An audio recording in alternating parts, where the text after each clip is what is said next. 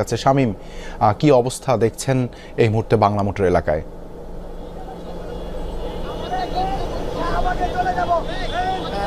মঞ্চের মুখপাত্র ওসমান হাদির মৃত্যুর প্রতিবাদে আসলে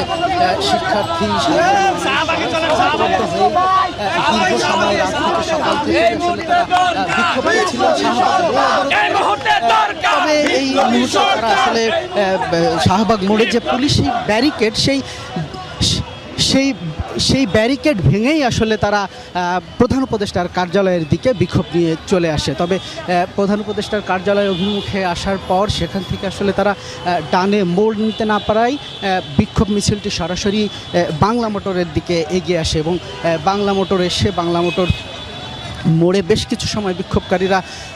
অবরুদ্ধ রেখে বিক্ষোভ করেন এবং সেই বিক্ষোভ মিছিলটি আবারও শাহবাগের দিকে এগিয়ে যাচ্ছে। তবে